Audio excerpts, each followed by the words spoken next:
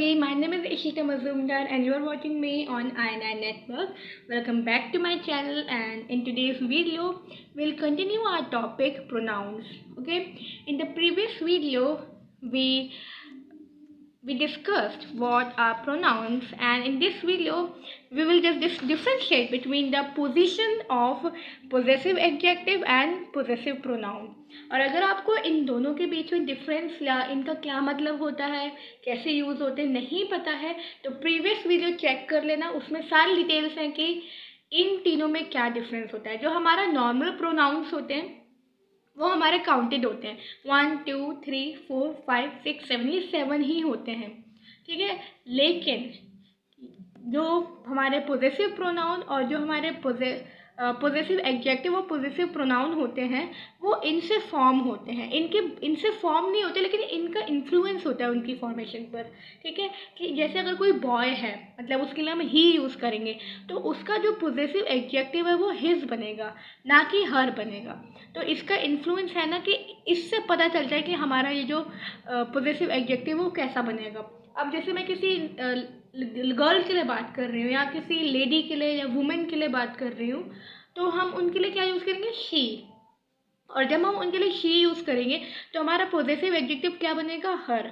उसी तरह के हमारा जो पोजेसिव प्रोनाउन होगा वो क्या बनेगा, वो हमारा हर्स बनेगा, ठीक है।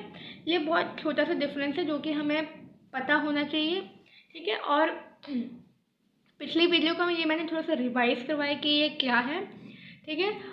और डिटेल में अगर इसको समझना है तो आप हमारी पिछली वीडियो पर देखना, उसमें सब कुछ डिटेल में है। तो अब हम इस स्टेटमेंट को समझते हैं। हमने अपनी लास्ट जो क्लास थी वो हमने इस स्टेटमेंट में छोड़ी थी। मैंने आपको बोला था कि इसको पढ़ना, समझने की कोशिश करना, इससे हमें पोजीशन पे पता चलेगा कि ये जो पोजेसिव एडजेक्टिव है और पोजेसिव प्रोनाउन है इनका मीनिंग सेम है। मैंने यहाँ पे लिखा था सेम मीनिंग, लेकिन ये फिर भी अलग अलग तरीके से यूज़ होते हैं। और अलग तरीका यही है कि इनका पोजीशन अलग होता है और कोई अलग तरीका नहीं होता। मतलब मीनिंग सेम है तो हम इन दोनों में से कोई भी यूज़ कर सकते हैं, लेकिन उनका पोजीशन कुछ डिफरेंट होता है। उसी को हम देखेंगे कि जैसे रूल्स होते हैं ना कि एक के बाद एक वर्ड आना चाहिए। जैसे I am Ishita, Ishita am I, ऐसे नहीं बोल सकती ना मैं। आई एम इशिता तो मेरे को आई एम इशिता ही बोलना होगा, इससे पता चलेगा कि मेरा नाम या मैं इशिता हूँ, है ना। तो अगर मैं बोलूँगी एम आई इशिता या आई एम और इशिता एम आई, टेढ़ा मेढ़ा हो गया सेंटेंस। तो ऐसे नहीं, एक के बाद एक वर्ड आना चाहिए, तभी वो सीधा रहता है, तभी वो सही फॉर्मेशन होती है। तो उसी तरीके से इनकी जो पोजीशंस है, जैसे आर और आर्स में कोई डिफरेंस नहीं है मीनिंग में, बट उनकी पोजीशन में डिफरेंस है, वो अलग अलग पोजीशन पे यूज़ होते हैं, ठीक है। तो उसी तरीके से ये जो हमारा स्टेटमेंट था, इस स्टेटमेंट को पढ़ के हमें ये समझ में आएगा कि इन दोनों की जो पोजीशन है, जो हमने यहाँ पे लिखा था possessive adjective and possessive pronoun, उनमें पोजीशन में क्या डिफरेंस होता है कि वो कहाँ कहाँ पे यूज़ होते हैं, ठीक है। तो द वर्ड माइन, माइन मतलब मेरा, ठीक है। ये पोजेसिव प्रोनाउन है माई का, okay. The word mine, yours, okay, ours, hers, his, okay, and theirs are called possessive pronoun है। ये सारे हमारे पोजेसिव प्रोनाउन है। देखो हमने यहाँ पे लिखा भी है, ये mine, your, his, okay, mine, your, his, her. It's का कुछ नहीं होता। इट्स जैसे यहाँ पे हर है तो हर्स हो गया, लेकिन हिज और हिज सेम रहते हैं। उसी तरीके से इट्स यहाँ पे मैंने डैश इसलिए मारा है क्योंकि यहाँ पे इट्स का होता ही नहीं है, ठीक है। और अगर होता नहीं है तो इसका मतलब ये नहीं कि यहाँ पे भी हम इट्स लिख देते, क्योंकि इसका कोई है नहीं, यहाँ पे यूज़ ही नहीं हो सकता उस तरीके से जैसे हम यहाँ पे आर्स को यूज़ कर सकते हैं। तो उसका एक तरीका है, मैंने बताया था ना कि इसकी पोजीशन अलग होगी, इसकी पोजीशन अलग होगी। तो ये जो अलग वाली पोजीशन है, यहाँ पे अगर हम इट्स का कुछ बना भी लेते हैं तो वो उस पोजीशन में अगर हम यूज़ करेंगे तो वो गलत हो जाएगा, हमारा सेंटेंस ही गलत हो जाएगा। इसलिए इट्स का होता ही नहीं है। जो यहाँ पे माई, योर, हर, ये सब जो यूज़ होते हैं ना, इनका जो तरीका होता है यूज़ करने का, इनकी जो पोजीशनिंग है, इट उसी पोजीशन में यूज़ हो सकता है। इट का कोई इस वाले पोजीशन में कोई वर्ड नहीं है, मतलब उसका कोई पोजेसिव प्रोनाउन नहीं है, ठीक है। और इन दोनों में डिफरेंस आपको पता है कि ये एडजेक्टिव्स होते हैं, जैसे किसी चीज़ ओनरशिप के बारे में बताते हैं, ये भी ओनरशिप के बारे में बताते हैं, लेकिन ये एडजेक्टिव्स में काउंट नहीं होते। अब वो क्यों?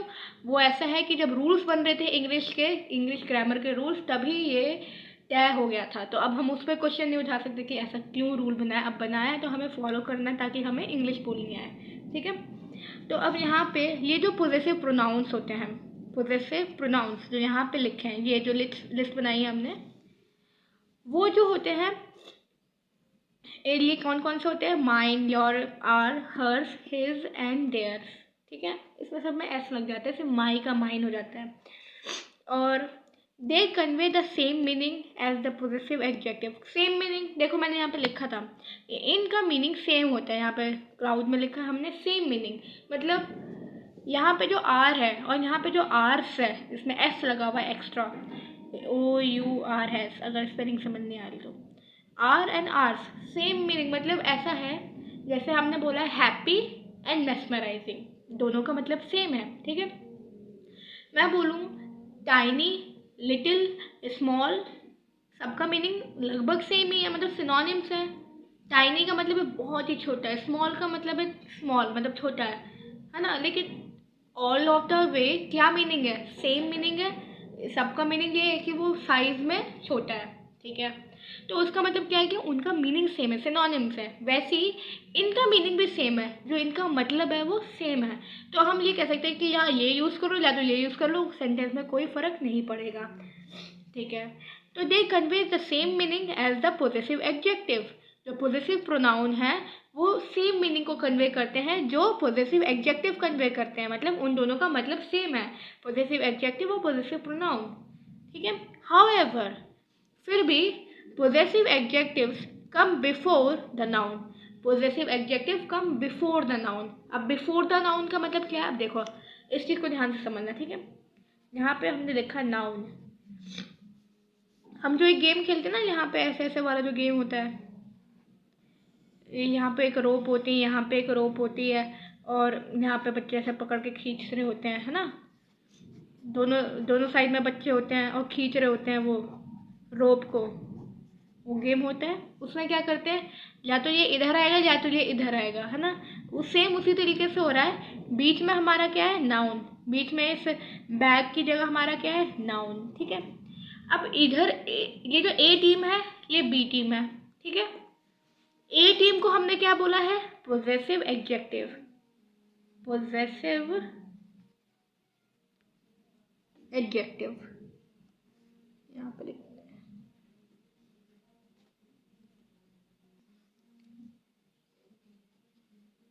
ठीक है। और इस वाली बी टीम में कौन है? Possessive pronoun.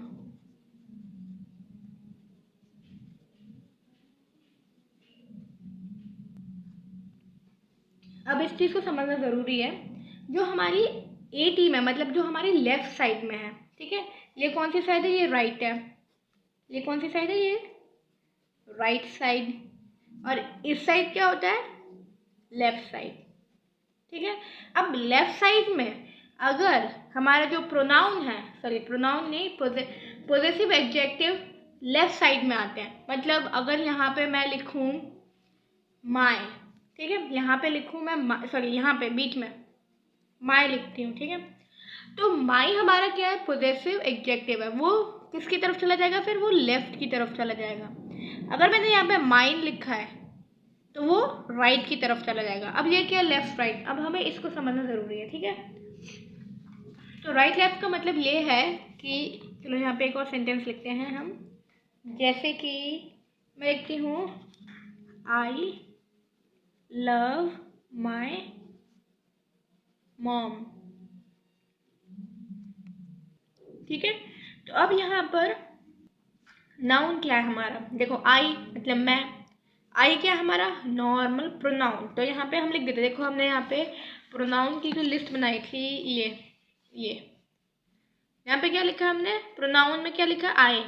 आई हमारा क्या होता है? इसका मतलब प्रोनाउन होता है। आई हमारा प्रोनाउन होता है, नॉर्मल प्रोनाउन, ओके। तो हमने यहाँ पे लिखा आई लव माई मॉम। तो आई लव माई मॉम का मतलब क्या है? आई लव माई मॉम का मतलब मैं अपनी मम्मी से प्यार करती हूँ। तो आई हमारा क्या है? प्रोनाउन, हमारा आई है प्रोनाउन। लव हमारा एब्स्ट्रैक्ट नाउन,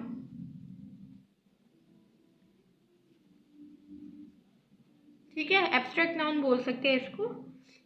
और इसको एक तरीके से वर्ब भी बोल सकते हैं एक सेंस में, लेकिन जो एब्स्ट्रैक्ट नाउन होते हैं हम उनको छू नहीं सकते, ठीक है, हम उनको सिर्फ फील कर सकते हैं।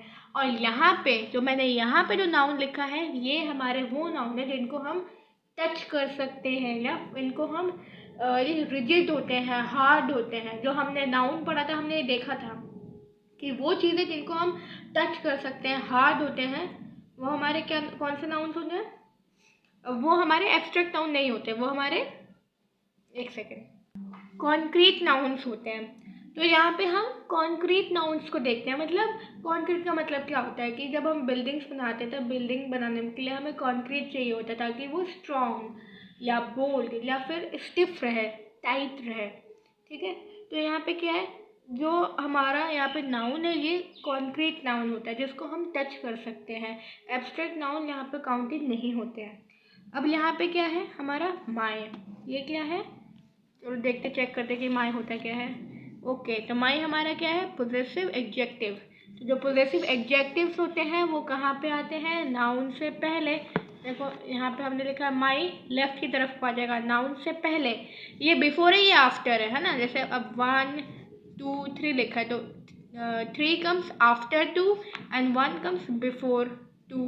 तो यही होता है, आफ्टर का मतलब होता है बाद में, बिफोर का मतलब होता है पहले, ठीक है। तो अब यहाँ पे ये क्या है हमारा पोजेसिव एडजेक्टिव, पोजेसिव एडजेक्टिव, ठीक है। और मॉम हमारा कॉन्क्रीट नाउन है, या फिर नाउन कह सकते हैं सिंपल, हम यहाँ पे हम सिंपल नाउन कहेंगे, ठीक है। नाउन तो है ही ना, उसके टाइप है वो तो अब यहाँ पे क्या है हमारा जो माई है वो ऑटोमेटिकली हमें कहाँ पे दिख रहा है, नाउन से पहले लेफ्ट साइड में दिख रहा है ना, before, before the noun, noun से पहले। मतलब हम आई लव माई मॉम, हम मॉम बाद में बोल रहे हैं, माई पहले बोल रहे हैं, हम बिफोर पहले। बिफोर का क्या मतलब होता है, पहले। तो हम माई को पहले बोल रहे हैं मॉम से, मतलब हम पोजेसिव एडजेक्टिव को नाउन से पहले बोल रहे हैं। तो जब भी हम पोजेसिव एडजेक्टिव का यूज़ करते हैं वो हमेशा नाउन के पहले आता है। हम यहाँ पे ये नहीं लिख सकते कि आई लव माइन मॉम, हम माई की जगह यहाँ पे माइन नहीं लगा सकते, क्योंकि जो हमारा माइन है, देखो यहाँ पे मैंने लिख रखा है माई माइन, जो हमारा माइन है वो राइट साइड में आता है, नाउन के आफ्टर में आता है, ठीक है, ना कि बिफोर में। ओके, इतनी बात क्लियर है? ओके, तो अब यहाँ पे हम एक नया एग्जाम्पल लेते हैं, इन सबको क्लियर कर देते हैं। ओके, न्यू एग्जाम्पल माइंड का लेते हैं, ठीक है। दिस पेन इज माइन, कि ये पेन मेरा है, ठीक है। तो यहाँ पे देखो पेन, पेन हमारा नाउन है और माइन हमारा पोजेसिव प्रोनाउन, और वो हमारा नाउन के बाद में आ रहा है, कहाँ पे आ रहा है, आफ्टर पे आ रहा है, आफ्टर नाउन, ठीक है। और भी एग्जाम्पल्स लेते हैं, जैसे the car is hers, hers और इसका same, this is her car. Okay, अब यहाँ पे जो हर्स है वो पोजेसिव प्रोनाउन है और जो हर है वो पोजेसिव एडजेक्टिव है। देखो यहाँ पे हमने पिछले पेज में करा था, देखो जो हर्स होता है वो पोजेसिव एडजेक्टिव होता है और जो हर होता है वो पोजेसिव हर्स हमारा पोजेसिव प्रोनाउन होता है और जो हर होता है वो पोजेसिव एडजेक्टिव। सेम चीज़ यहाँ पे, hers possessive pronoun and her possessive adjective.